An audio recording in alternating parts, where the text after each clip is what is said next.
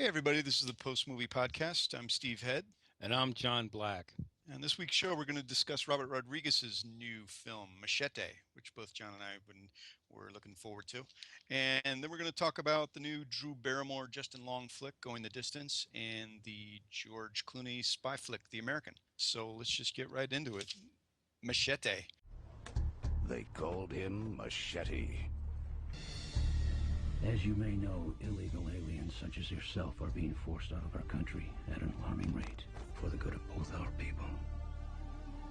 Our new senator must die, and for that I will pay you $150,000.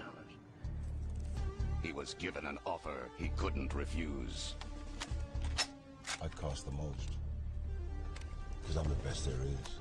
Set up, double-crossed, and left for dead. He knows the score.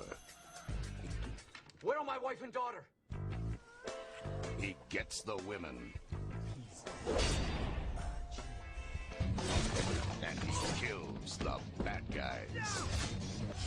But they soon realize He's coming after us. they just fucked with the wrong Mexican. Machete. Rated X.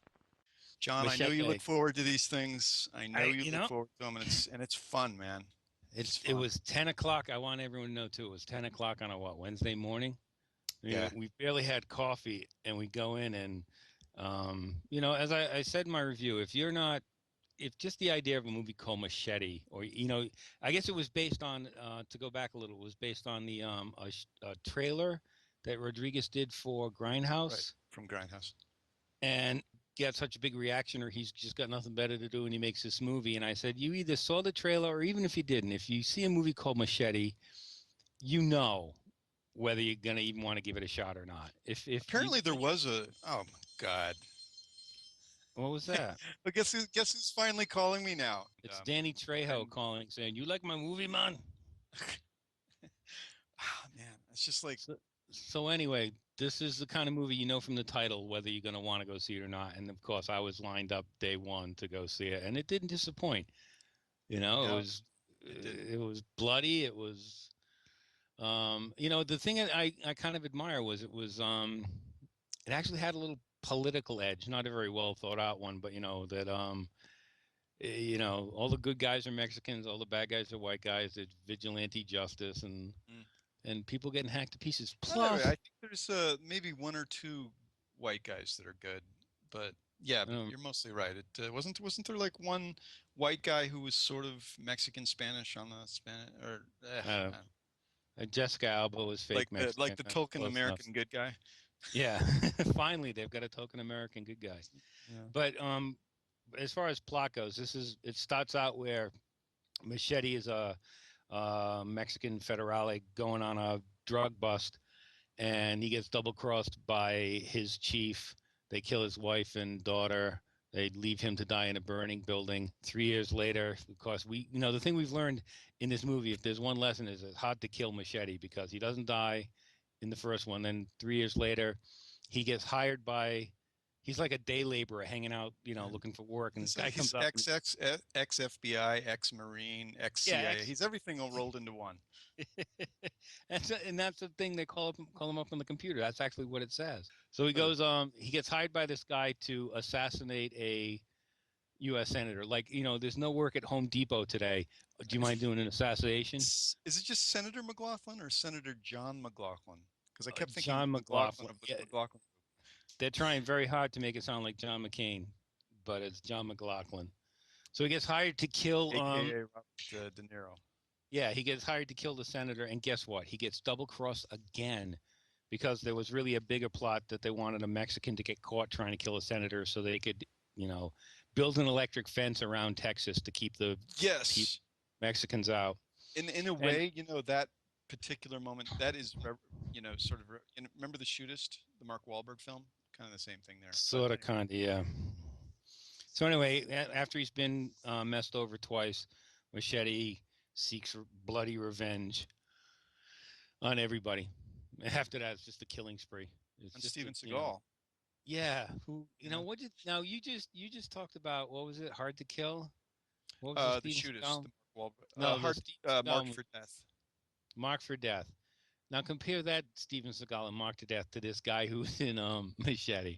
This Steven Seagal is a God. What do you call that big blanket that you wear? Oh, That's like like not like a can't. moo. Yeah. Well, Yeah, he's a this Steven Seagal is a muumuu wearing Steven Seagal, but more like a yeah. blind type of wearing. He's See, he's trying to not hide the there to fact that shoot him in the he's middle. no, not But at yeah, you all. know what he does? Okay, just to sum up this version of Steven Seagal, he's playing sort of an American with a Spanish accent. He's actually So, an actor who can't do a Spanish accent, so he's a semi-American guy. and much of this movie has him framed from the neck up, so you're not really seeing his midsection. So he's aged a bit. He's put on a few pounds, but he Yeah, does come through with one action scene that I don't want to spoil anything, but just to say that it's not like he doesn't do action in this movie. He does, and he falls right. back on his sort of quote unquote ninja training. Yeah, You but can he's see him he's in his dojo he, practicing these kind of moves with his sword. he doesn't run like a girl in this movie though. No, He no, doesn't but run at all. he pivots, tilts, and turns, and Yeah, he uses his sword a couple of times. And but it's like Steven Seagal being menacing, talking into a computer, and his henchman is played by Jeff Fahey, who is also in Grindhouse, I believe. mm-hmm. So the real baddie of this piece is Jeff Fahey. He's Yeah, sort of the major domo of Steven Seagal's character. I forget it, Torres, and he, basically is doing his bidding. They're sending these guys out to kill Machete, who's able to make these couple of miraculous escapes, particularly the one from the hospital that I like. Yeah, that one had guts. yeah, Ka-ching. And yeah. It's he, they one by one they fail, miserably each time. There's a terrific scene, I guess you could say, that takes place that sort of establishes Jeff Fahey's character as being the real bad guy who does the violence, which happens in a church with Cheech Marin. hmm There's sort of like if Machete doesn't already have enough to revolt against, it just keeps getting worse and worse and worse until it sort of culminates into a it's it's like a mini, I don't know, it's It's a mini mini, apocalypse now. It's you know just brutal. It's I just think you yeah I think you could see how Rodriguez, he actually co-directed this with Ethan yeah, Maniquis, if that's how you pronounce his name. But you can see how everything he sort of orchestrated into happening in this, that all the characters were built and orchestrated to all arrive at this complex at the same time. yeah. So all the characters kind of get together into this one major sort of situation, which is pretty funny. And it is. It's Machete is, to me, it's as much a comedy as it is an action film, as it is a homage to 70s grindhouse type of Well, things. and it's Rodriguez's sense of humor too. I mean, even in the titles when they introduce, they've got all, here's the stars introducing Don Johnson.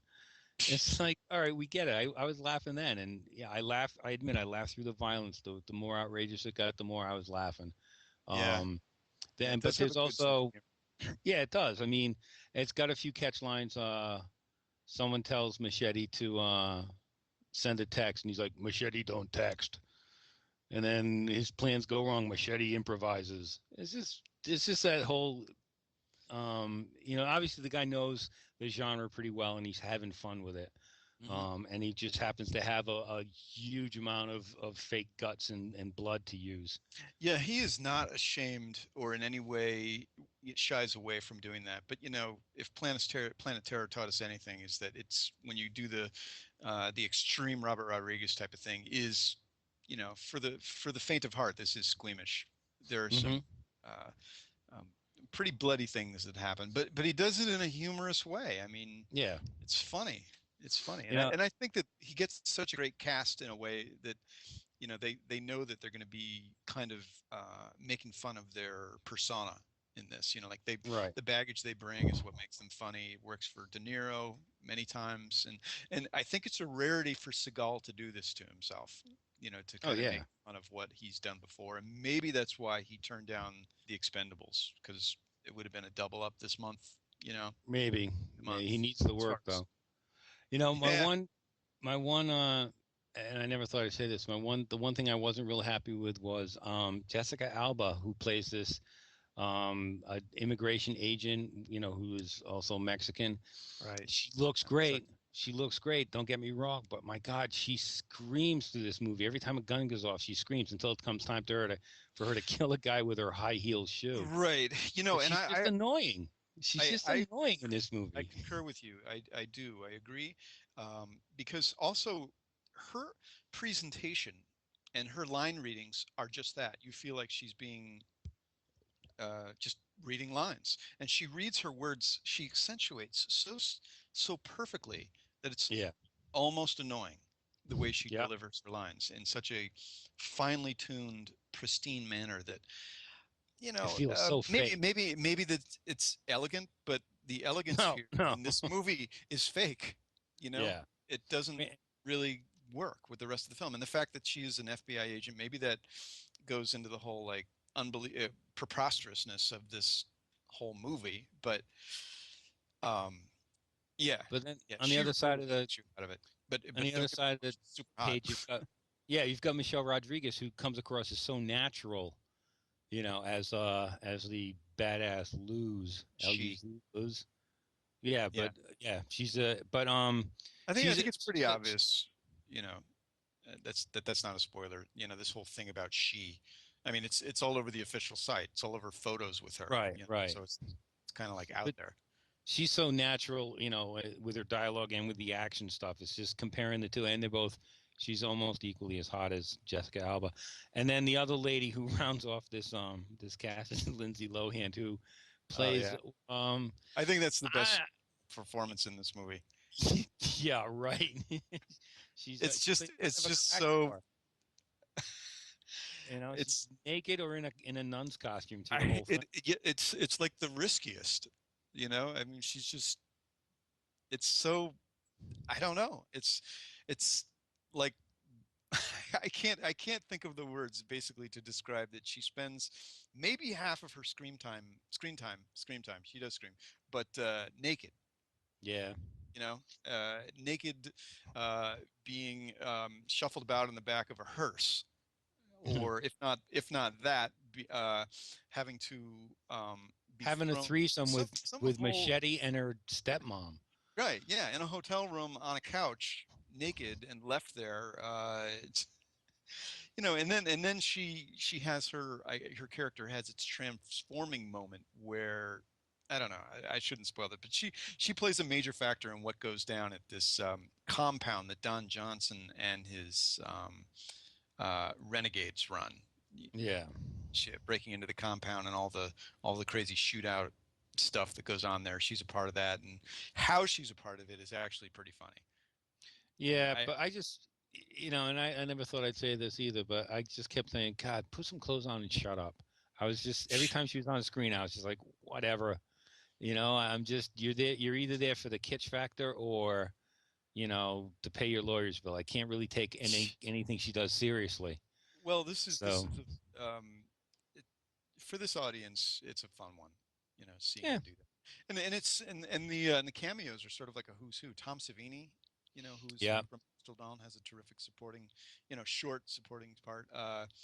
Robert Rodriguez's kid from Spy Kids, Daryl Sabara, uh, who was in yeah, the one movie you digged. I didn't world's see it. greatest dad, Yeah, yeah, you he's know? he's back in this one. He's amusing. Yeah, He and it's obviously he's like the white kid who wants to be a Mexican jefe. And at one uh, point they call him out on the fact that he was adopted, and he was like cool with it. He's just adopting the whole thing. So uh, all in all, again, a lot of fun, a lot of fun. Definitely, I would catch it again. I was a You little know, disappointed that they didn't have more of the Avalon sisters, the crazy babysitter twins from Grindhouse, who have that awesome fucking shootout scene around the ambulance that lasts for only like a minute. And I hmm just wish that they had factored that in, because it's so shamelessly sexy and fun when these yeah, girls are doing their thing. You didn't get to see how I hate to say it, amoral or cutthroat, or the lengths that they will really go to, which was sort of neat in Grindhouse. I would have liked to have seen them take it an extra step in this movie. And Danny Trejo, he brings so much presence to it. He's on screen for most of the movie, and it's always sort of like what nasty shit's going to happen or what incredibly freaking funny thing is going to happen. It's just, Yeah. he brings this self-knowledge to his character, which is really good. And he's not like he's really trying to just kill people for the fun of it. I mean, he'll let you go, if it's reasonable, but when he needs to get what he's got to get done, he'll kill you, Yeah. And the guy's been Basically. in close to 200 movies, and it really is about time he had a starring role. I don't think he's a leading man, but he's the star of the movie. He does a good job. He holds it together. Yeah, I'm So, wondering how this goes for him as far as like how many films he's actually been the main star in, one, as this is opposed to it. like, hmm, Everything yeah, else has been supporting, roles. This is his first, time is to carry the entire project on his shoulders, and he does a good job. But of course, that the project was tailor made for him, so yeah, but there's got kind to of be obvious. something else on his resume there's got to be another film on his resume where he starred, but I just don't know what No, it is. I looked pretty closely. I didn't see anything there. But either way, he does fine this time around. So Yeah. I think we both can recommend Machete. Oh Machete. yeah, I loved it for everything it was created to be. I loved the whole used footage look that Rodriguez uses here. With the like it's been run through the camera 50 times. I love the Mhm. whole, um, the font. I love the freaking Machete font. Um, it's just when you're watching a film like this and you know that it's playing to a certain crowd, like to me, this is a movie that plays to the Alamo Drafthouse crowd, and it's just going to go Right. over there, like, and you'd like to think that excitement's going to translate everywhere else. I would hope that it would, because it's I think it's in many ways it is a broad film, but it's never going to be accepted that way. It's always Right. going to have its crowd. Um, Hmm. but that's what makes it fun, and I'm so impressed with Rodriguez because he's able to, I guess, he's got this company and he makes these movies, and it's not like they just gear up to make a movie every now and then. He constantly employs his people to go from one film to the next. It's his business, and he's turning these things out like Predators and Machete, and a couple of these. He's got some more, I guess, Spy Kids oriented kids flick stuff coming out, but he's in the business of making movies, and he's making good ones. He really does actually make some quality stuff, and benefit from the fact that even if it that if it isn't the most quality film for mass market acceptance, what he's doing works. Hmm. He brings a certain um, knowledge to his projects that work, and I think a part of what makes it really work is that Robert Rodriguez is a real student of film history, and he takes these pieces that that are valuable from all these other things, and puts them in his films, and you know they work. I mean, of course, everything is story. Story is really what makes it go.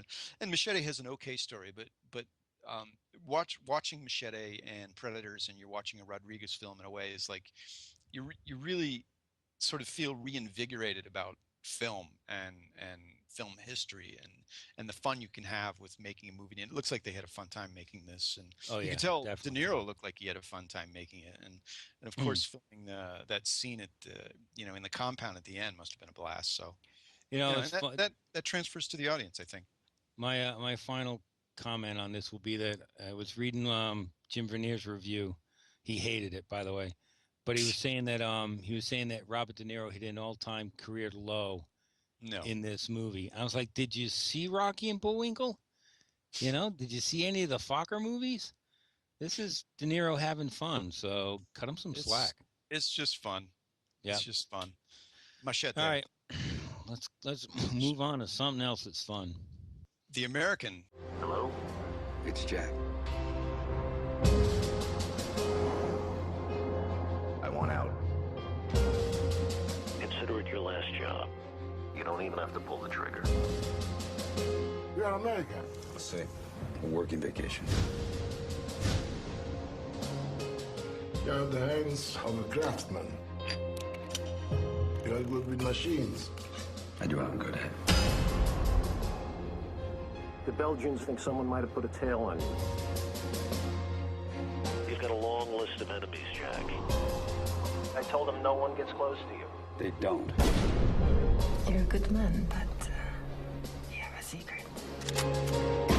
John, I finally got to catch up with this after missing the press screening. I was able to catch a screening at the Coolidge on Wednesday, and I digged it.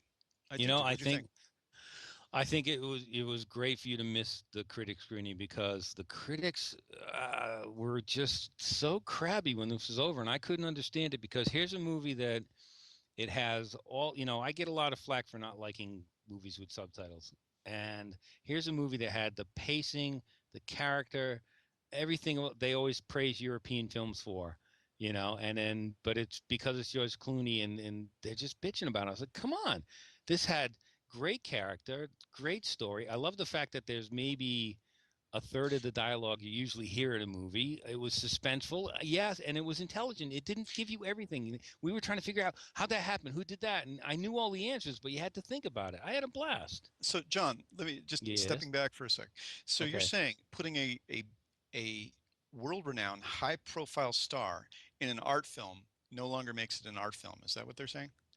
No, no longer gives it the sensibilities that they want.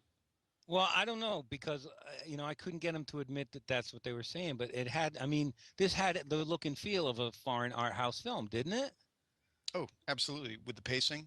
Yeah. I mean, this is a very slowly paced film, but it's tense and methodical, and it's beautiful. It's absolutely. Yeah. It really. I mean, I think A.C. Scott in the New York Times said every frame is nothing less than gorgeous, and that's true. It really is.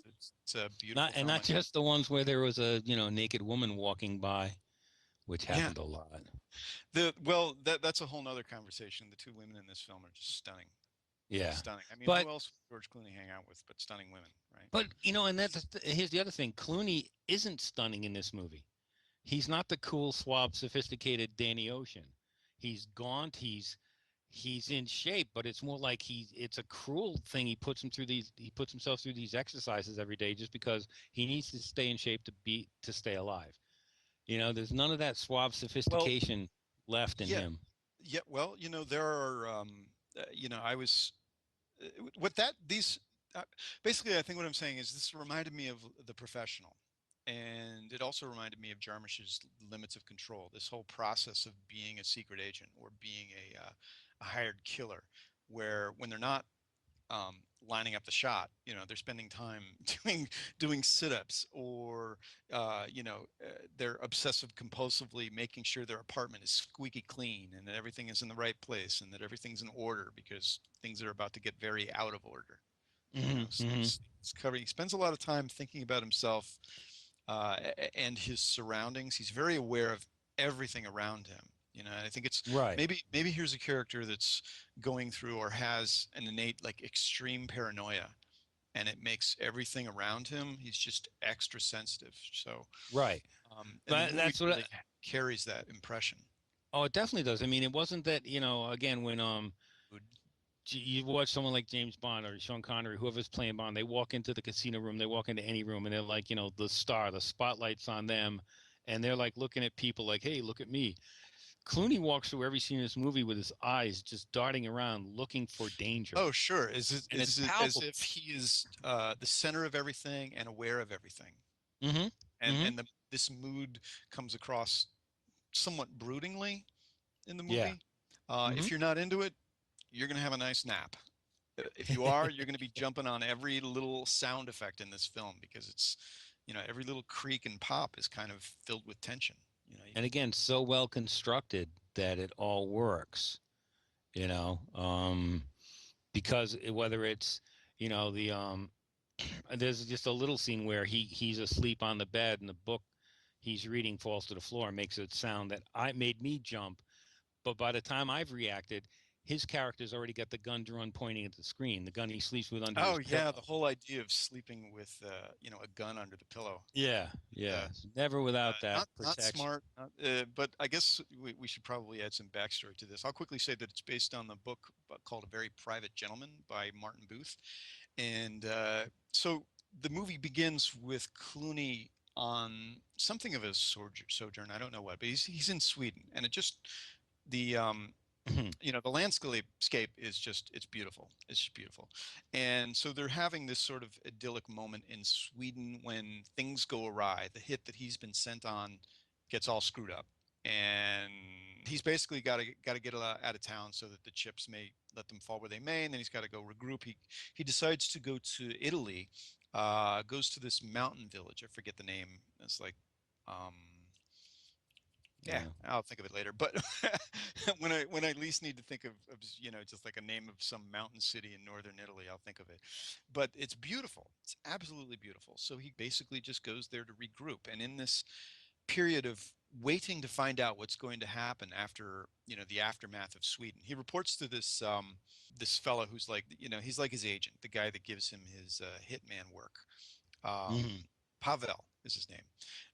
So while he's in this mountain city, he gets employed by this other British agent to construct a weapon for one of her hits. So much, I'd say a good portion of the film is spent, watching him get together the parts of this gun that she wants. And it's like a super gun. It's not just a rifle, but it's like a rifle machine gun, a gun that's capable of, maybe 3, 4 shots in like 10 seconds or something like that. Right. There's a terrific scene where he's finished constructing the gun, and they go to this sort of scenic creek in northern Italy somewhere that nobody really knows where it is because obviously no one's supposed to. They're hidden. And she needs to prove that this gun is going to work. And her knowledge of guns, and it's fantastic. Mhm. She knows all the little ins and outs, the sounds, the intricacies, exactly what she's looking for at the time she needed. It's ballistics. The sound of Right, where things right. are coming from, how they're going to hit, and it's a terrific scene. And it also exemplifies their emotional coldness towards living.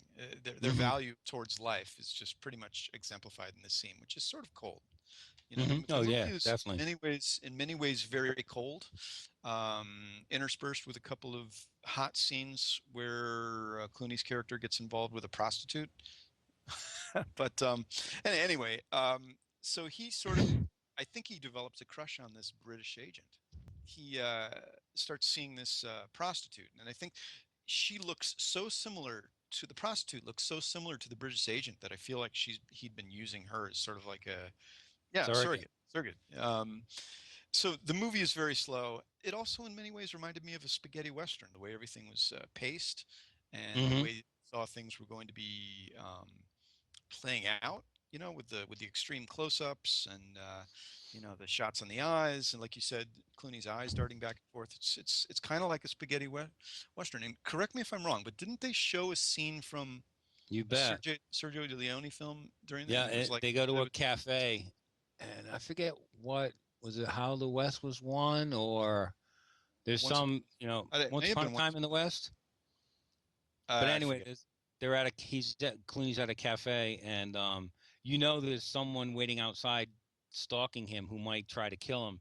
And in this meantime, there's this scene through the movie of Henry Fonda in a gunfight, and it's just great the way the images play out Yeah, as yeah, he's right. waiting to. Again, it's that nice, smart filmmaking that I don't know why it was It getting is. people It's so very excited. smart filmmaking, and it's very methodical. Hmm. It's Oh, really it's so much of it is about how things work, and showing you the process of that. So it can be exciting. I mean, I found it very riveting, definitely. So did I. So and did I. I would definitely recommend it. Yeah. Um, I found it like some people were disappointed with Jim Jarmusch's Limits of Control because that was Right. another guy preparing to do a hit, and it was very methodical, and he was very quiet, and he's just going about his mission. In many ways, that's what Clooney is doing here, but Clooney is like this aging agent who kind of feels like if this isn't my last hit. This is the last one that I'm really capable of, and at the same time being, where I'm really able to keep my wits about me. And I like this. There's an interesting metaphor that they use with this butterfly, Mm-hmm. where he had gone to the same creek, I guess, place where they had done the ballistics test, but he went there with the prostitute, and a butterfly lands on her. And he says, "No, no, no, no, don't touch it. It's endangered. It's delicate," and Yeah. it's just such a telltale metaphor. And I don't want to get into spoiling the film, but it certainly works in towards the film's end. Yeah. And, Yeah. but how that works in, I certainly want to get into. But I think it's really worth people's time. And Yeah, I do too. Definitely. really pick this movie apart if one so Don't. chooses. Just go and have fun. Stop picking it apart, people. Yes, John. Next up, Yes. we've got Going the Distance, the Drew Barrymore, Justin Long romantic comedy. Dad! Look, man, I just thought maybe, it'd be fun if I DJ'd your hookup. What was our rule? Just because I can hear you through the wall doesn't mean I get to participate. Right.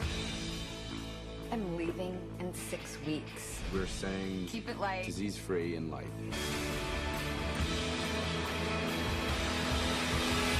6 weeks too fast. Me like you.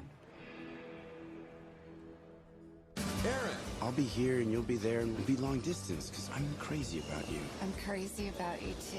Want a hug? Okay. Come on, buddy. There you go. Why are your eyes closed? Are yours not closed? No. Drew Barrymore, romantic comedy. Who knew Surprise. she could do this?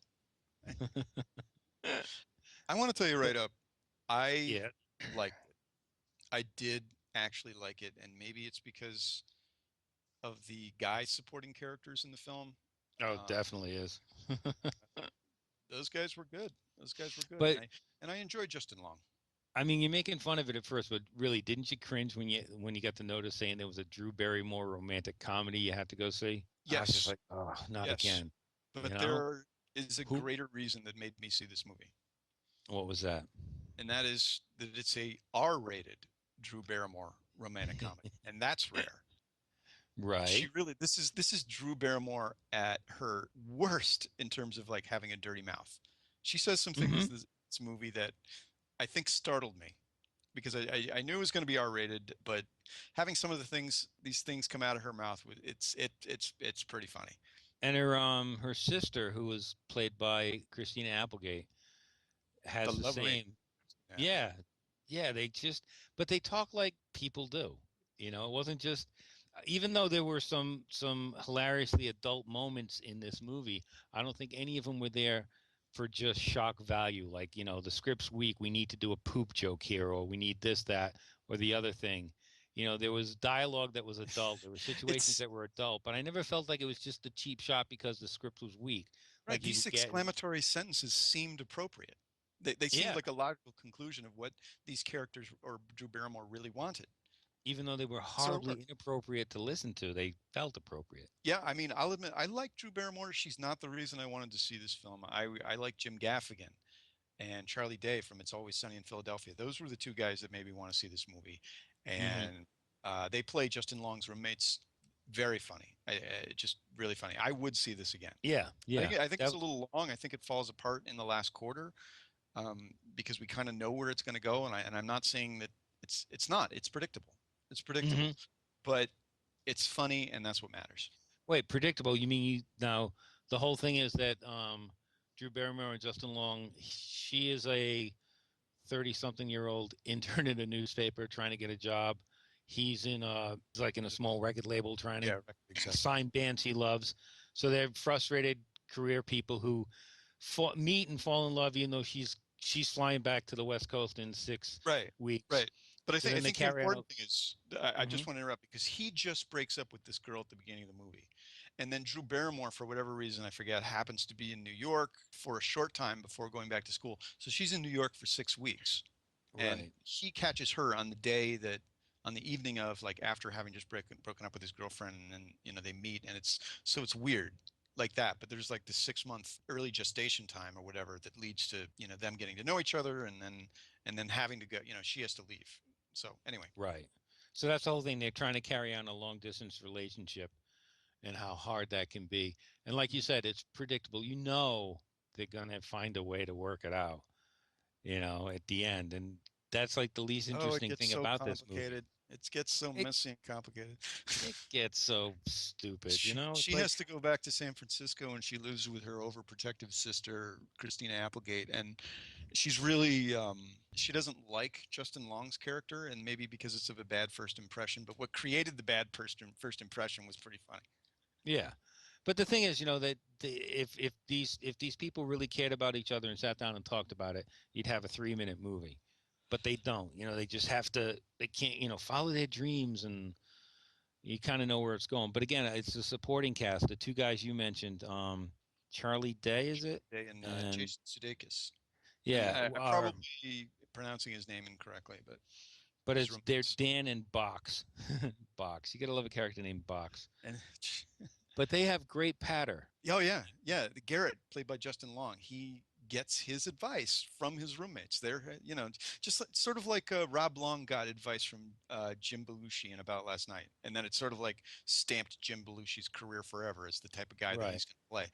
Possibly the same situation here with Charlie Day and Jason as the roommates, but very funny. But Hopefully Charlie won't Day is the stick. same. It's the same guy.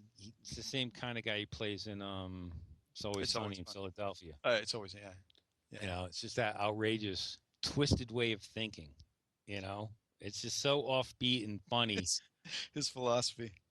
Yeah. It's just, and then even when the guy Box Jason Sudeikis is talking about why he's got a mustache.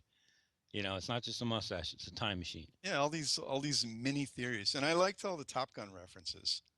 Yeah, you have to. This is how we relate. We relate over Top Gun. Yep. Yeah, and you've got. I'm sure you may know people who perhaps like the same movie you did, little thing called Star Wars, that you could relate Oh, to people who know the same movie. uh-huh. And that's just a fun way to hook these guys together.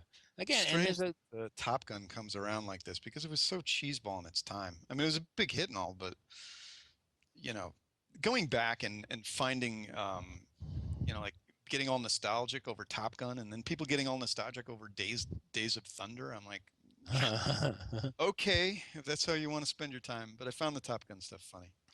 Yeah, it made me want to watch Top Gun again. I know I'm going to regret it when I do. I'm just going to just regret the hell of it. I'd rather watch Hot Shots, which just makes fun of Top Gun. But anyway, and there's the thing. The thing about this is, a lot of guys who will not go see this unless they have a date and they're being, force marched at gunpoint. I think it's a to good this date thing. movie for guys. I think, Yeah, and it's that you can guys can be repelled by, like anything Drew, Gerard Butler's been doing, but yeah, but or this Drew. actually has some, Just the words Drew quality Barrymore entertainment value. romantic comedy. I'm like, I'm not going. My Quality my entertainment. penis will fall off if I go in there, and it won't. Yeah. This is a movie you can go with guys to see, and ignore the pat ending, but just to see the patter and the comedy, because it is. Right. It has enough of that. It has enough of the guy thing to make me like it. And if that makes me sound like, a goof, whatever. Yeah, and I think intelligent raunch is something that you never see anymore. But this, again, when it got raunchy, it was smart raunchy. Yeah, and If Drew that makes Barrymore, sense. she's adorable. She's cute. She's got that lisp. She's got that look. She's And so is Christina Applegate. She's Oh yeah, grown up quite well. yeah, a bit more mature here though. Yeah, you I didn't like guess. that? No, no. I mean, Doesn't what I'm work saying for is, you? I didn't mind it. I didn't mind it at all. I like the Christina Applegate from The Sure Thing, but this is no, I didn't mind it at all. I didn't mind. Yeah. I mean, if there's anything lacking, I think that I don't totally get why she has to be such a jerk to Justin Long's character. But plus, this movie also adds remember Vince Vaughn's thing with his kid in Old School, earmuffs. Well, Yeah. This movie has a version of that with Christina Applegate and her daughter. That's actually pretty funny. Yeah, again, there were lots of little moments, a lot of fun comedy. It never dragged, though they did fall back on the whole thing about having montages with music for showing us how they fell in love. Yeah, they did. I was surprised to see that it was directed by Nanette Bernstein, who did American Teen and The Kid Stays in the Picture, two documentaries I really dig. Yeah. I don't know how you go from The Kid Stayed in the Picture to this, but I guess this is it her works. first, dramatic narrative, I guess, and it's good. It's good. So I do recommend people see it. Would you spend $10 on it? Maybe. Yeah. Oh Would yeah. you recommend people? Okay. Yeah, Yeah. I can see that. And then you know what to do, see this, and then go take your girlfriend, see this, and then sneak her into Machete. Yeah. Yeah. That'll balance the books. Yeah. I wouldn't brag about going the distance, but Yeah. it's not bad. No. It isn't. I think that's all we can say on that. Yes. So, John, let's move on to picks of the week. And I guess I'm eager to talk about Titanic too. We're eager to hear about Titanic too, obviously, because this is the kind. If I saw that title, I'd be like, "Ooh, should I? What if anyone catches me watching this?" I'd like to thank all of you for joining me on this day that'll go down in this nation's history. A day where the lives lost on board this ship's predecessor were remembered with the creation of the greatest, fastest, most sophisticated ship ever created, the Titanic II. Let's make history.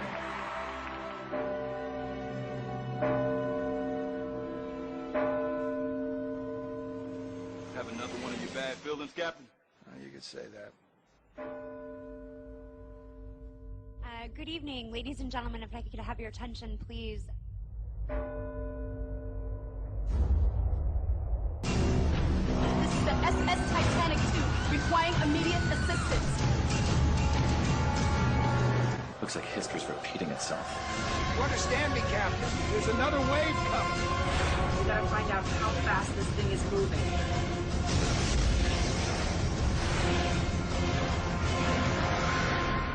How was it? This was a strange one that came to my attention.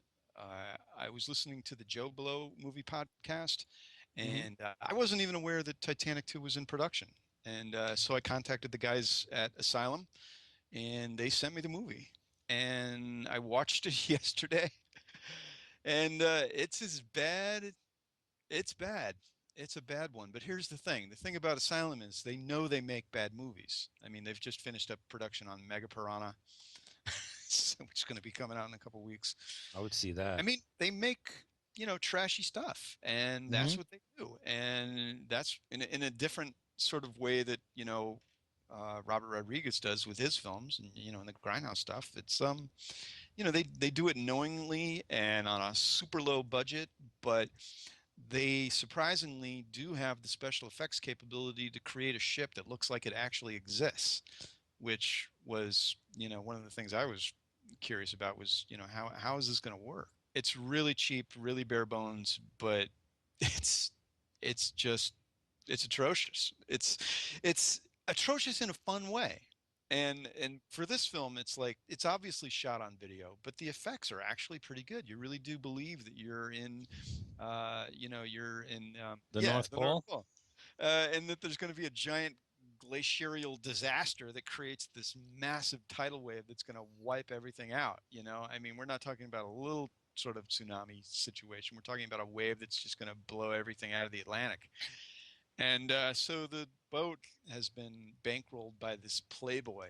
And let me get this right here. Apparently, Shane Van Dyke, the guy who wrote and directed, also stars in it as this playboy. Right. So for the first maybe 10 minutes of this movie, you see him basically with his female hangers on, and he's always got his arms around women. And then, up until I guess the point where he makes a speech about the launching of the ship and that it's going to, it's on this date that this happened 100 years ago, and we're going to do the same sort of reverse thing, except we're going from New York to England. And yeah, it's pretty absurd, but you're seeing digital helicopters, but it's like it looks neat. You're seeing a digital boat, but it looks neat. And you'd enjoy it. You'd enjoy it. Bruce Davidson, who plays he's the main scientist guy who knows that the glacier stuff is going to be happening and that there's going to be the disaster's coming. He's basically that character in this movie. The guy who knows, like Dennis Quaid was in The Day Before Yesterday, After Tomorrow, whatever that was. He's playing that character here, and he plays it very seriously. I think Bruce Davidson may have been the one guy in this movie that didn't know that actually they were making a bad movie, but it's the only way they could get him in it. Yeah, and that's all I can really say about this movie is that it's worth a look because of the special effects, and it's admirable that they actually made a movie like this out of, basically a small company in west of LA. They basically did all the stuff in house. All their marketing, all their special effects, all their editing, all All done right. in house, and they've I'll, created Titanic 2. It's possibly it's like a sci-fi movie, except this one's going direct to video. But their one big hit of this year was Mega Piranha. I think it was on Sci-Fi right. earlier this year. That's coming Did out they in do like April. the Mega Shark and all those movies too? I think they had something to do with it, but I am not Yeah. sure. There was Sharktopus one. or Well, there Octoshark? was Mega Shark versus Giant Octopus, which was awful, but I watched it. Anyway, so that's your recommendation. I wouldn't buy Yeah. it. I might rent it, but I will borrow it. Oh yeah. Yeah, absolutely. Now, for my pick, Go I for it. there's this movie called Made for Each Other. My marriage is over. Only if you tell Marcy. What if she had an affair? That way when you go to confess, she'll feel so bad that she has to forgive you. You find a guy, you coach him on Marcy's turn-ons, and then he sleeps with her. That's what we've been talking about all day. For real? I wouldn't find an outsider. Real wham bam thank you ma'am kind of guy. That actor, Mac McKenzie. I need you to sleep with my wife. She hot? Very.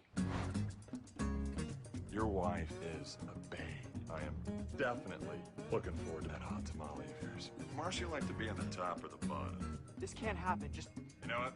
I gotta go. It's about a young couple.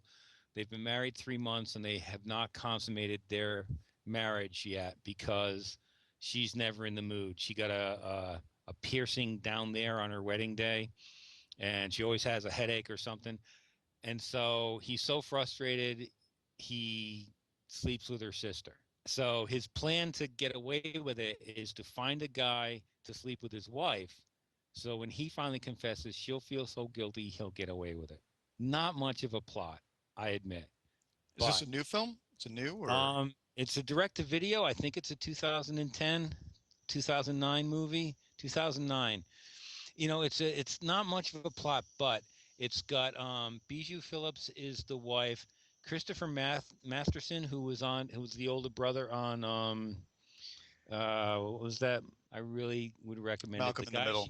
Just occurred to me, Malcolm in the Middle. I'm sorry. Okay, that's all right. The guy he finds to sleep with his wife is a guy named Mac McKenzie, and he finds him doing dinner theater. They're doing Waterworld the musical. Nice. And so scenes of That I would like Waterworld to see. musical, and Patrick Warburton is hilarious. Who else is in? George Siegel's in this as his father. Danny Masterson from the '70s Show is in it. It's just so much smarter and funnier than I would ever think looking at the cover of this thing. It would be the kind of thing I would pass up without a hitch. I would just look at it and go, this looks like a stupid teen comedy. But it's not. It's smart. It's funny.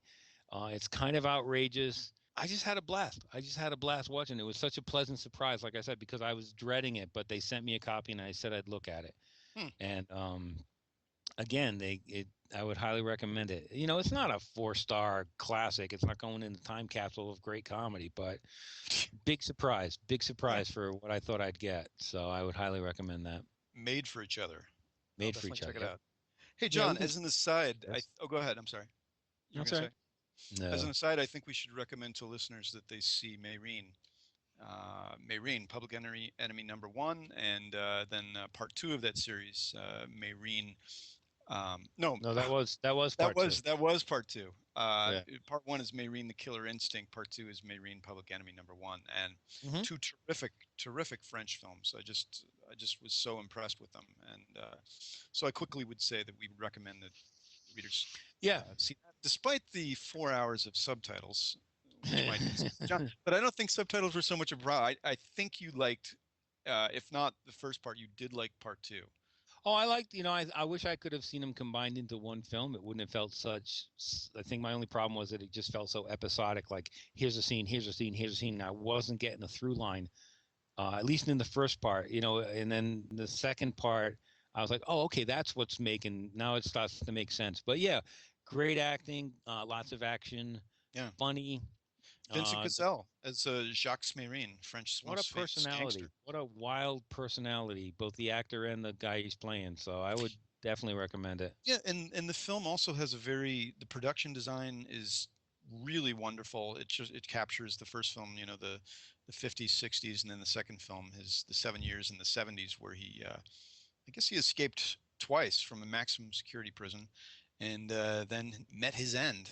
And in a way, it's almost like this.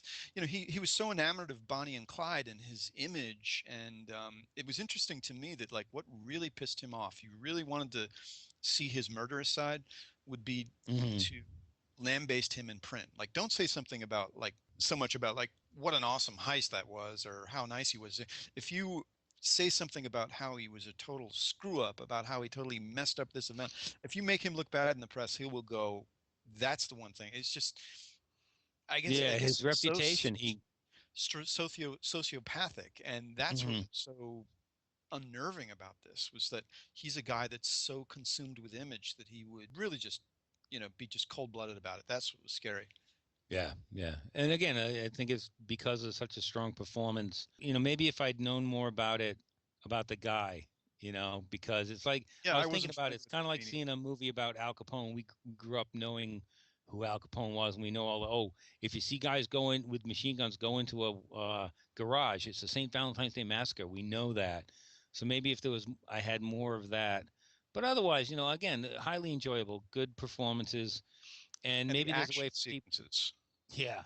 Yeah. Very well Just I done. was so impressed with some of these car chases. Well, not really.